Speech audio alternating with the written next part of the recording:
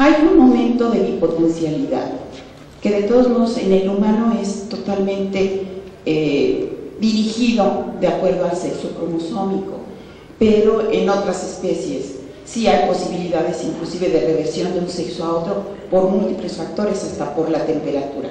En el humano esto no ocurre.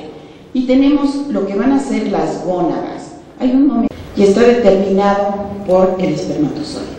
Recuerden que el varón tiene dos cromosomas sexuales, X y Y, de tal forma que la mitad de sus espermatozoides serán X, la mitad serán Y, y entonces los óvulos, como la mujer es XX, todos sus óvulos, que en este caso lo que se fertiliza es el ovocito secundario, pues dará origen a un producto XX o XY, que en condiciones de normalidad, en este caso dará más el sexo femenino y en este hacia el masculino.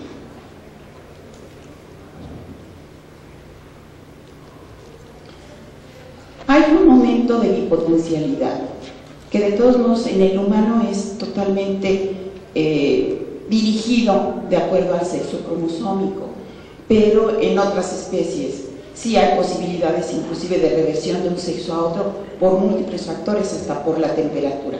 En el humano esto no ocurre. Y tenemos lo que van a ser las gónadas. Hay un momento en que puede irse hacia testículo o puede irse hacia ovario, y esto ocurre antes de la sexta semana de gestación. Después de la sexta semana de gestación ya vamos a ver nosotros cómo se va hacia una de las gónadas. Lo mismo los genitales internos hacia la séptima y los externos hacia la octava. Pero en ausencia de cromosoma Y, con un solo cromosoma X, ¿sí?, el esquema embrionario básico en el humano es hacia el sexo femenino. De tal forma que si no hay formación de testículo, se va a ir hacia formación de ovario, ¿sí? Entonces el esquema embrionario básico es hacia el sexo femenino.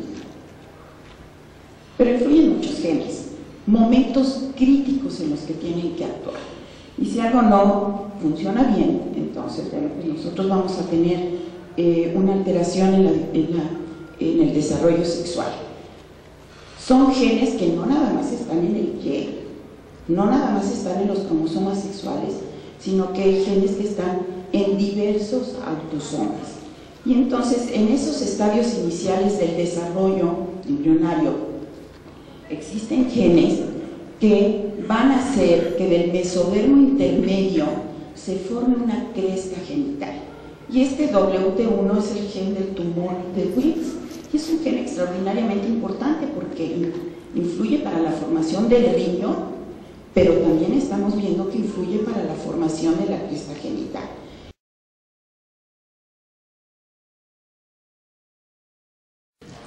Sin embargo, veo que hay poco neonatólogo y quisiera hacer una introducción antes de entrar al tema que nos corresponde, que viene siendo la intervención quirúrgica en el cero de vida, que viene siendo una opción de tratamiento para los casos de gastrosquisis.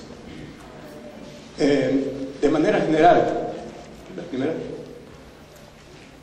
vamos a ver que la gastrosquisis ha incrementado su frecuencia enormemente en los últimos 25 a 30 años.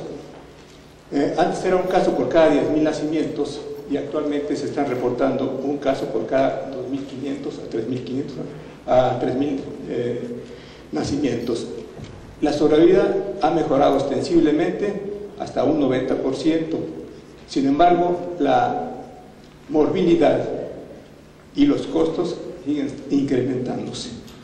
¿Por qué ha mejorado la sobrevida? Pues por los cuidados intensivos neonatales, que cada día son mejores, los adelantos de anestesiología y la nutrición parenteral total que en estos servicios se lleva a cabo. ¿La que sigue? ¿Cuál viene siendo el origen del problema? Pues básicamente los vasoconstrictores, como vienen siendo la aspirina, acetaminofén y pseudoefedrina que toman las futuras madres, así como el tabaco, cocaína, marihuana, todos esos son medicamentos que disminuyen la circulación a nivel de esta arteria ónfalo-mesentérica y de la isquemia de la vena umbilical derecha. Esto, lo que sí no hay discusión, ni motivo de duda es que este tipo de padecimiento se presenta más en las madres jóvenes. ¿La que sigue?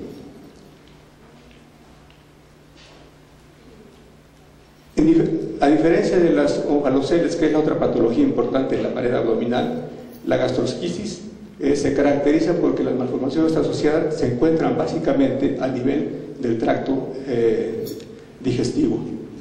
Todo esto condiciona, por supuesto, un retardo en el crecimiento intrauterino y también viceversa. ¿La que sigue?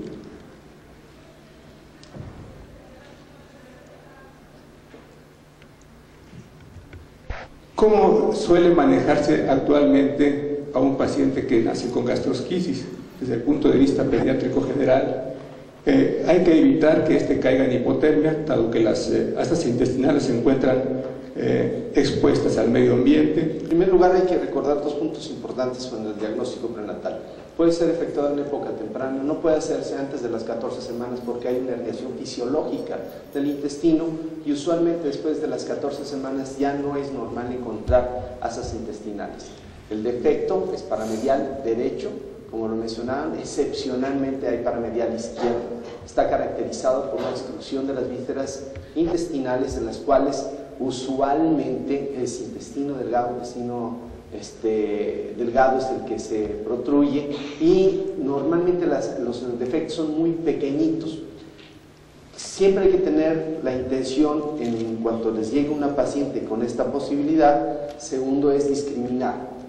Los dos grandes retos, o el gran reto es uno, discriminar si es un onfalocele, el cual el onfalocele por características es central, la inserción del cordón umbilical llega a la cúpula de esa masa, está cubierta de esa, y usualmente el onfalocele puede contener hígado, puede contener asas intestinales y además su asociación a anormalidades cromosómicas es importante, principalmente aquel onfalocele en el cual no tiene herniación hepática.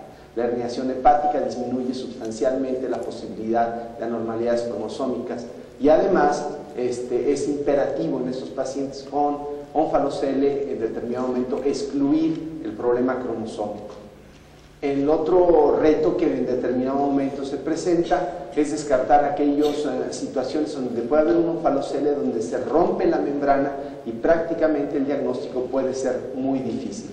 El otro aspecto importante, hay algunos síndromes, como el síndrome de tallo corporal, en el cual hay un defecto importante en la pared abdominal, pero el cual conlleva alteraciones a nivel de columna, posturales importantes, ausencia o cordón pequeño y adosamiento de las vísceras fetales a la placenta o por su cercanía, y esa es una condición letal. El diagnóstico de esta paciente en determinado momento fue referida con un diagnóstico temprano, alrededor de las 23, 24 semanas de gastrosquisis, el cual se hizo un rastreo anatómico completo, se determinó la presencia de una gastrosquisis única, en la cual uno de los puntos importantes es la identificación de los vasos umbilicales que llegan a la derecha, a la izquierda del defecto abdominal, del defecto paramedial y la extrusión.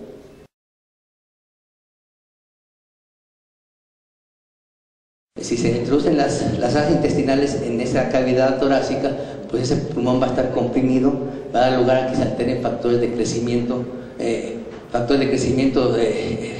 fibroelástico, varios factores de crecimiento fibroelástico que tienen que dar lugar con el crecimiento de las vías aéreas. Se altera también el factor de crecimiento vascular endotelial que tiene que ver con la bifurcación de las vías sanguíneas, de tal manera que todo esto está alterado. Hay alteración de receptores del factor de crecimiento epidérmico, el cual permite que haya el intercambio entre el mesénquima y el epitelio, de tal manera que no se desarrolla de manera adecuada esto.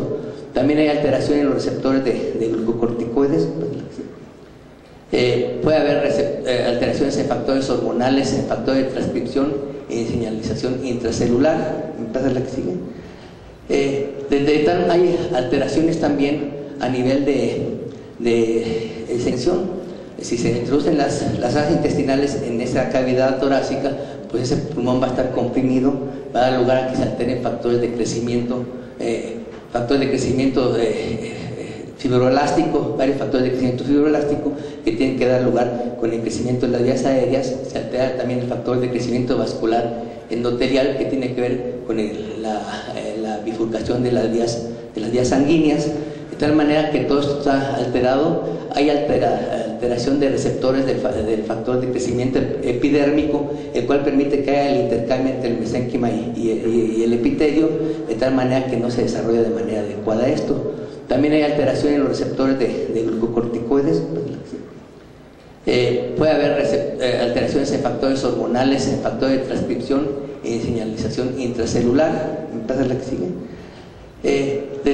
Hay alteraciones también a nivel de señalización que tiene que ver con la reactividad vascular.